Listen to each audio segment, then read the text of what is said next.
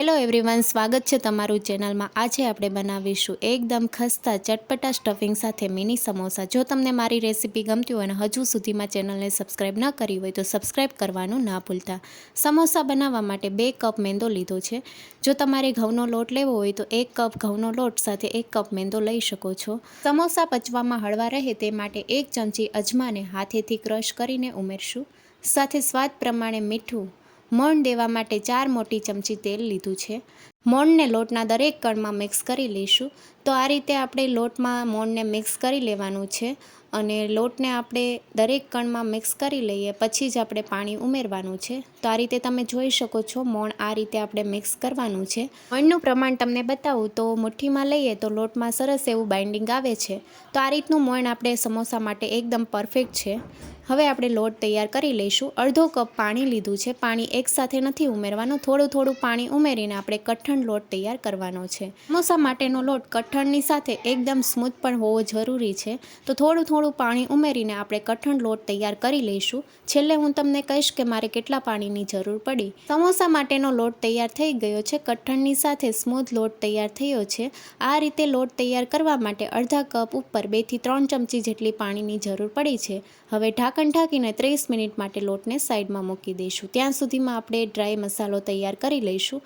1 ચમચી લીલા ધાણા, 1 ચમચી જીરું, સાથે 1 ચમચી વરિયાળી, 1 ચમચી મરી, 1/4 ચમચી હિંગ ઉમેરીશું અને હવે આપણે વાટી લઈશું। તો આ પ્રોસેસ તમે મિક્સર જારમાં પણ કરી શકો છો, પણ આ રીતે ખાંડણીમાં ખાંડીને લેવાથી સરસ એવો મસાલાનો ફ્લેવર આવે છે। પાવડર તૈયાર થઈ ગયો છે। બાફેલા બટેકાને આપણે મેશ કરી લઈશું। સમોસા બનાવતી વખતે બટેકાને 2 થી 3 કલાક અગાઉ બાફી લેવા, જેથી બટેકામાં પાણીનો ભાગ ન રહે અને બટેકા એકદમ ડ્રાય થઈ જશે, જેથી સ્ટફિંગ પણ સરસ એવું ડ્રાય તૈયાર થશે। બટેકાને બારીક છૂંદો નથી કરવાનો, અધકચરા મેશ કરી લઈશું। હવે સ્ટફિંગનો વઘાર કરી લઈશું। પેનમાં 2 ચમચી તેલ ઉમેરીશું, વાટેલો પાવડર ઉમેરીશું, બહુ સરસ એવો ફ્લેવર આવે છે। સાથે 1 ચમચી આદુ અને મરચાંની પેસ્ટ ઉમેરીને સાતડી લઈશું। તો બધી જ વસ્તુને સાતડી લઈશું, જેથી કાચો સ્વાદ વહી જાય અને સરસ એવો ફ્લેવર સ્ટફિંગમાં આવી જશે। ગેસની ફ્લેમ મીડિયમ ટુ લો રાખવાની છે। આદુ મરચાં સતળાઈ ગયા છે। અડધો કપ બાફેલા લીલા વટાણા ઉમેરીશું, સાથે અધકચરા મેશ કરેલા બટેકા ઉમેરીશું।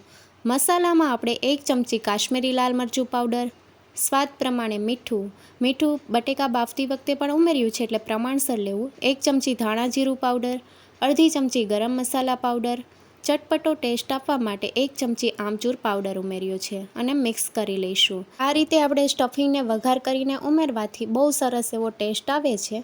બધા જ મસાલા મિક્સ થઈ ગયા છે। ગેસની ફ્લેમ બંધ કરી દઈશું। અડધી ચમચી સંચળ પાવડર અને થોડા કોથમીરના પાન ઉમેરીને મિક્સ કરી લઈશું। તો એકદમ ચટપટું સ્ટફિંગ તૈયાર છે। જો તમારે ખાંડ ઉમેરવી હોય તો તમે ખાંડ પણ ઉમેરી શકો છો। સ્ટફિંગને આ રીતે એક બાઉલમાં કાઢી લીધું છે। સમોસા માટેનો લોટ પણ સેટ થઈ ગયો છે। હવે 1 ચમચી તેલ ઉમેરીને આપણે 1 મિનિટ માટે લોટને મસળી લઈશું। લોટમાંથી એક સરખા લુવા તૈયાર કરવા માટે પાટલી ઉપર લોટ લઈ લઈશું અને આ રીતે રોલ શેપમાં તૈયાર કરી લઈશું। તો એક સરખા લુવા તૈયાર કરવાના છે, એ માટે આપણે નાઈફની મદદથી કટ લગાવી દઈશું। લોટમાંથી એક સરખા પીસ તૈયાર કરી લીધા છે। એક પીસને હાથમાં લઈને આપણે લુવાનો શેપ આપી દઈશું। આ રીતે બાકીના બધા જ લુવા તૈયાર કરી લઈશું। હવે એક લુવો લઈને આપણે રોટલી વણી લેવાની છે। રોટલી આપણે ઓવલ શેપમાં વણવાની છે, એટલે કે લંબગોળ શેપમાં આપણે રોટલી તૈયાર કરી લઈશું। તો આ રીતે તમે જોઈ શકો છો, ઓવલ શેપમાં રોટલી તૈયાર કરી લીધી છે। ન વધારે જાડી કે ન વધારે પાતળી, મીડિયમ સાઇઝની રોટલી તૈયાર કરવાની છે। વચ્ચેથી કટ લગાવી દઈશું। રોટલીની થિકનેસ તમને બતાવું તો આ રીતે મીડિયમ સાઇઝની છે। હવે એક પીસ લઈ લઈશું, કિનારી ઉપર પાણી લગાવી દઈશું અને કોન શેપ આપણે આપી દઈશું। બંને કિનારીને આપણે પ્રેસ કરી લેવાની છે અને કોન શેપ આપી દેવાનો છે। તો આ રીતે થોડું પ્રેસ કરી લેવાનું, જેથી સમોસા ફ્રાય કરતી વખતે સ્ટફિંગ બહાર ન આવી જાય। હવે 1 ચમચી જેટલું સ્ટફિંગ આપણે કોનમાં ભરી દઈશું અને થોડું પ્રેસ કરી લઈશું। કિનારી ઉપર આપણે પાણી લગાવી દેવાનું, વચ્ચેથી થોડું ફોલ્ડ કરીને આ રીતે બંને ભાગ પ્રેસ કરી લઈશું। તો તમે જોઈ શકો છો કે એકદમ સહેલાઈથી સમોસા તૈયાર થઈ જાય છે। આ રીતે તમને બીજું સમોસું પણ તૈયાર કરીને બતાવું તો આ રીતે કોન શેપ તૈયાર કરી લેવાનો. 1 ચમચી સ્ટફિંગ ભરીને કિનારી ઉપર પાણી લગાવી દઈશું. સેન્ટરમાં ફોલ્ડ કરીને બંને ભાગને પ્રેસ કરી લઈશું. તો આ રીતે બાકીના બધા સમોસા તૈયાર થઈ ગયા છે. તેલ પણ ગરમ થવા માટે મેં મૂકી દીધું છે. તેલ મીડિયમ ગરમ હોવું જોઈએ. લોટનો ટુકડો ઉમેરો અને થોડી વાર પછી ઉપર આવે એ રીતનું તેલ ગરમ કરવાનું છે. સમોસા ઉમેરીશું જેટલા આવે એટલા. સમોસાને શરૂઆતમાં પલટાવવાની ઉતાવળ નથી કરવાની. થોડા ફ્રાય થાય પછી આપણે ચમચીની મદદથી પલટાવી લઈશું અને સરસ એવા ગોલ્ડન બ્રાઉન કલરના થાય ત્યાં સુધી આપણે ફ્રાય કરી લઈશું. તો એકદમ ક્રિસ્પી અને ગોલ્ડન બ્રાઉન કલર થાય ત્યાં સુધી આપણે થવા દઈશું. ગેસની ફ્લેમ મીડિયમ રાખવાની છે.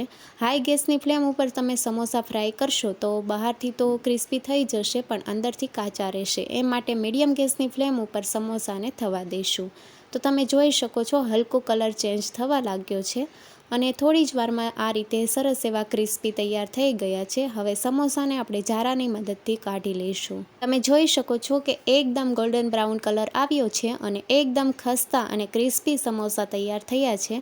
આ રીતે આપણે બાકીના બધા સમોસાને મીડિયમ ગેસની ફ્લેમ ઉપર તૈયાર કરી લઈશું.